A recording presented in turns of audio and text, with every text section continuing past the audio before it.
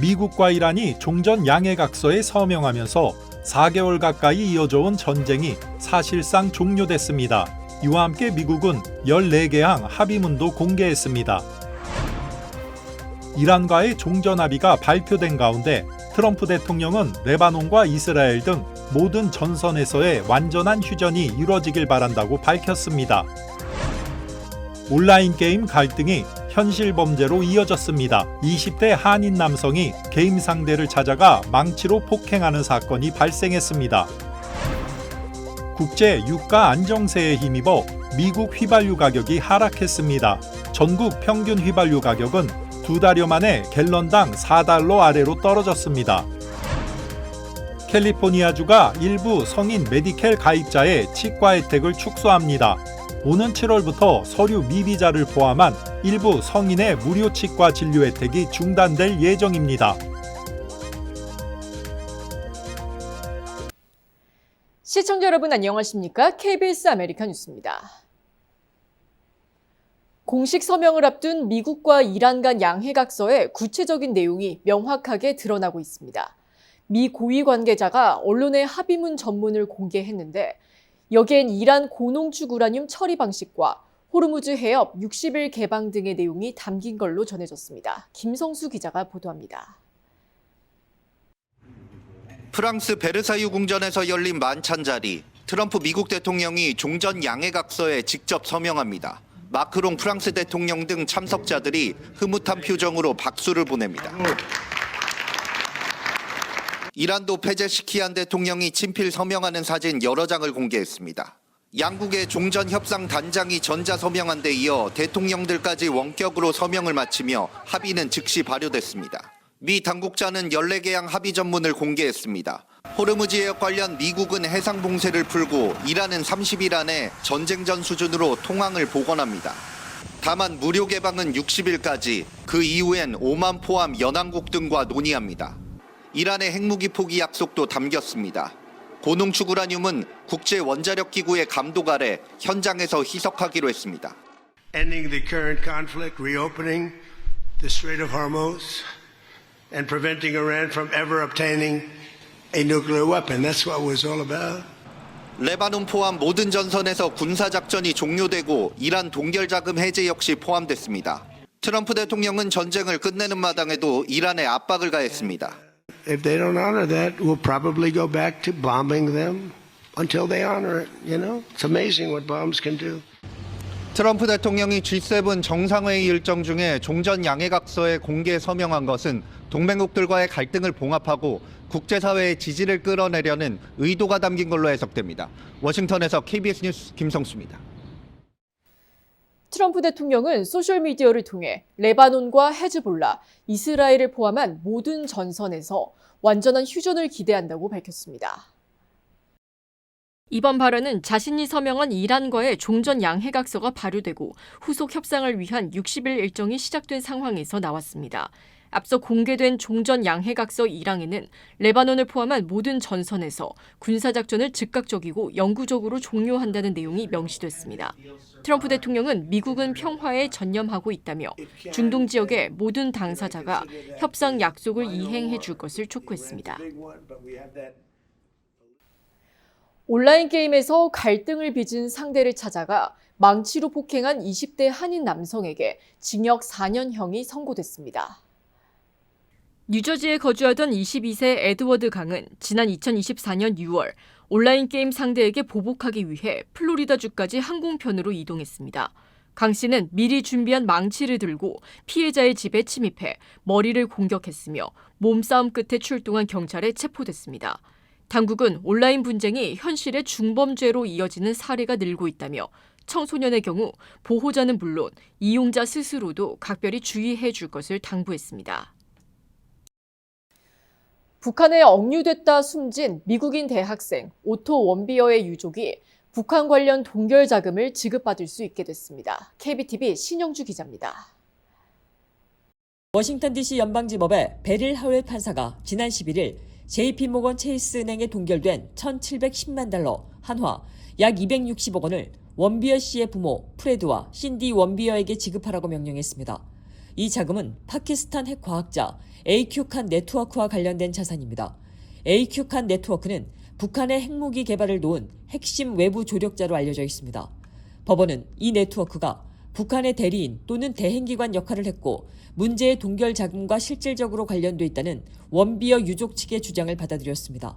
오토 원비어는 2015년 말 관광차 북한을 방문했다 2016년 1월 체포됐고 체제 전복 혐의로 15년 노동 교화형을 선고받았습니다. 이후 2017년 6월 혼수 상태로 석방돼 미국으로 돌아왔지만 귀국 엿새 만에 숨졌습니다.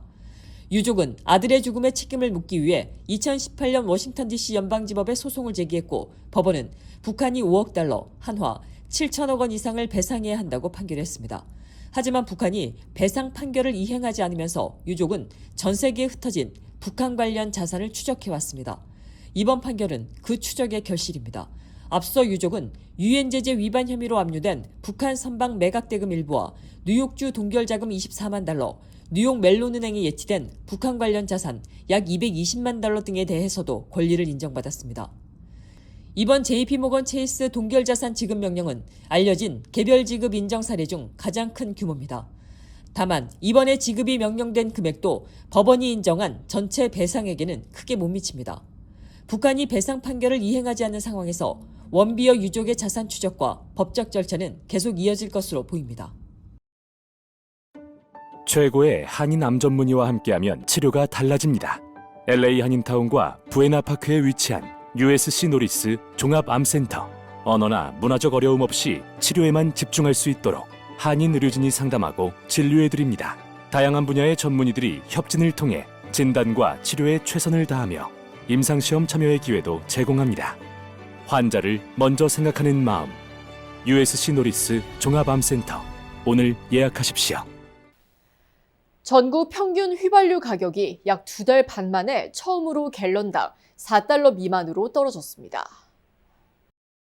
자동차 협회는 오늘 기준 전국 평균 휘발유 가격이 갤런당 3.99달러로 집계됐다고 밝혔습니다. 이는 지난 3월 31일 이후 79일 만입니다.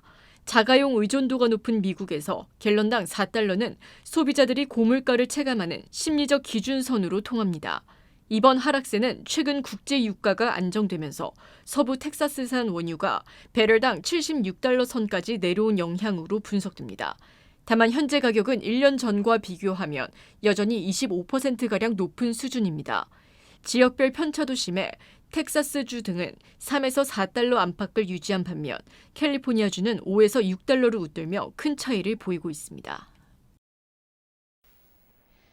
애리조나주에서 한국전쟁 발발 76주년과 한미동맹 73주년을 기리는 기념식이 열렸습니다.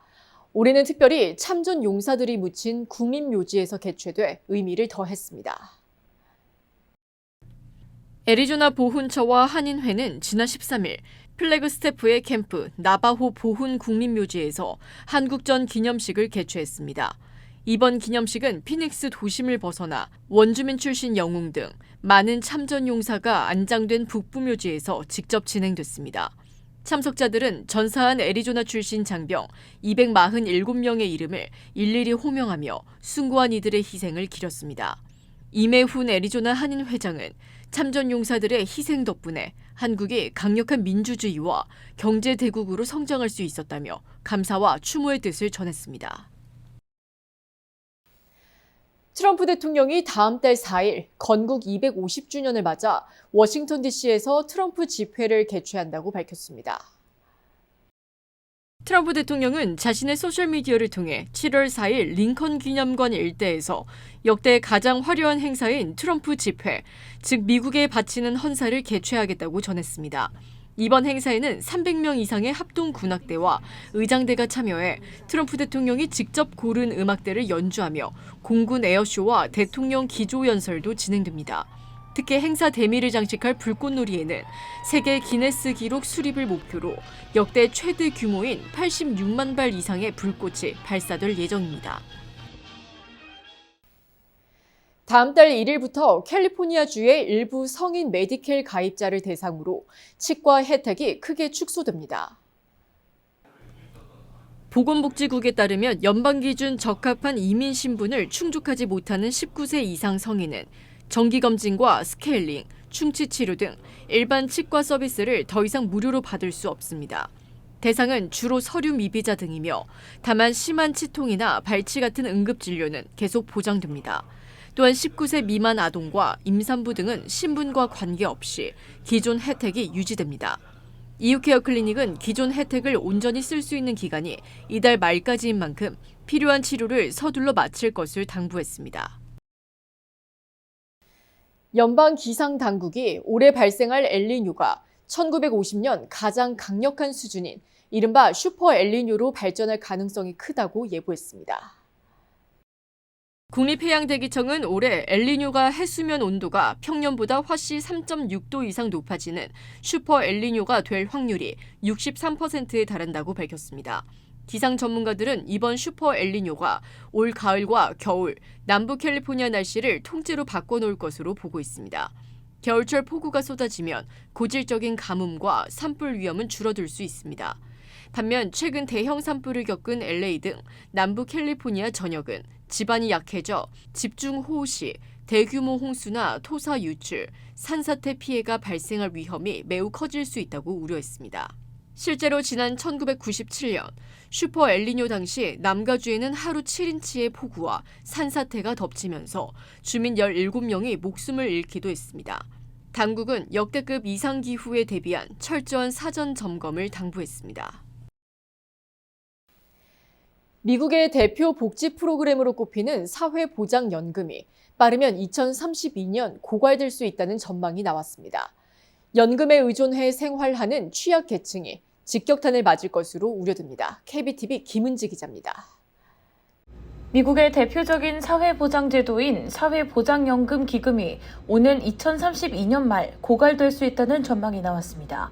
사회보장청 신탁위원회 보고서에 따르면 기금이 고갈될 경우 약 7천만 명 이상이 받는 연금이 평균 22% 줄어들 수 있습니다. 사회보장연금은 은퇴자와 노년층, 장애인, 유족 등에게 매달 생활비를 지급하는 미국의 핵심 복지제도입니다. 하지만 인구 고령화로 수급자는 늘어나는 반면 이를 뒷받침할 노동인구와 세수는 줄어들면서 재정 압박이 커지고 있습니다. 지난해 보고서는 고갈 시점을 2033년으로 예상했지만 최근 세제 변화 등의 영향으로 올해는 2032년 말로 앞당겨졌습니다.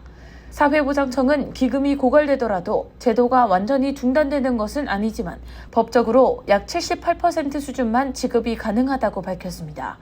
한인들이 많이 거주하는 뉴저지주의 경우 월 평균 $554 감소로 전국에서 두 번째로 큰 삭감폭이 예상됐습니다. 1위는 커네티컷으로 월 평균 $556 감소가 예상됐고 이어 뉴햄프셔, 델라웨어, 메릴랜드 순으로 나타났습니다. 전문가들은 이번 전망이 제도 개편의 필요성을 보여주는 경고라고 지적했습니다. 한 복지 관계자는 사회보장 제도가 줄어들 경우 많은 사람들이 사실상 은퇴를 하지 못하는 상황에 놓일 수 있다고 우려했습니다. 또 다른 연구기관은 현 제도가 경제 현실을 따라가지 못하고 있다며 고소득층 과세 확대나 은퇴 연령 상향 조정 등 구조 개편이 필요하다고 밝혔습니다. 사회보장 제도뿐 아니라 공공의료보험인 메디케어도 재정 압박을 받고 있습니다. 보고서에 따르면 메디케어 기금은 2033년쯤 약 89% 수준만 지급이 가능할 것으로 전망됐습니다. 전문가들은 의료비 증가와 고령화가 동시에 진행되면서 향후 의료 접근성에도 영향을 줄 수 있다고 경고했습니다. KBTV 뉴스 김은지입니다. 대한항공이 오늘부터 이틀간 열리는 스타트업 박람회 넥스트라이즈 2026에 참가해 AI 기반의 미래 항공 첨단 기술을 선보입니다. 이번 전시에서 대한항공은 통합 관제 솔루션인 어크로스와 미국 안두릴라사 공동개발 AI 무인기의 시험 비행 영상을 최초로 공개했습니다. 또한 드론과 AI를 활용해 항공기 결함을 정밀 탐지하고 정비 시간을 획기적으로 줄이는 스마트 MRO 기술도 함께 소개했습니다. 대한항공은 국내 벤처 중소 협력사들과의 지속적인 교류를 바탕으로 대한민국 항공우주 산업의 디지털 전환을 선도해 나가겠다고 밝혔습니다.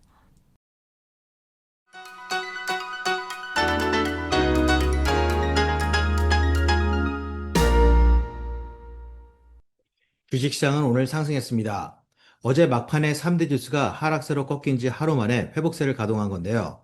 3일 만에 강세로 돌아선 내스닥과 S&P 500이 각각 이틀간 하락분의 75%와 60%를 복구한 반면 다우존스는 어제 낙폭에 불과 14%를 만회하는 데 그쳤습니다. 그리고 개장 초 상승분의 85%를 반납했습니다. 그럼에도 3대 지수는 모두 이번 주를 상승한 주로 마무리하며 2주 연속 강세를 이어갔습니다. 종전 양해각서 공식 서명과 함께 국제유가와 국채금리는 하락했습니다. 발표된 신규 실업수당 청구 건수는 전주보다 감소했고 필라델피아 여는 제조업은 전망치를 웃돌았습니다. 여기에 10% 넘게 급등한 인텔은 5주 만에 사상 최고치를 갈아치우며 반도체주들의 반격을 주도했습니다. 결국 어제 매파적 6월 점도표로 인해 불붙었던 매도 심리는 언제 그랬냐는 듯 매수 심리가 자극되는 쪽으로 급반전된 건데요. 더욱이 어제 전 종목이 모두 동반 하락했던 매그니피선 7까지 오늘은 전 종목이 모두 동반 상승하는 쪽으로 180도 바뀌며 분위기를 끌어올리는 데 일조했습니다. 다만 어제 초반의 강세를 약세로 뒤집었던 스페이스X는 전반적인 장의 반등세에 동참하지 못하고 오늘도 추가 하락하며 화요일 장중 기록했던 최고치 대비 23%까지 폭락한 지점으로 후퇴했습니다. 지금까지 김지한이었습니다.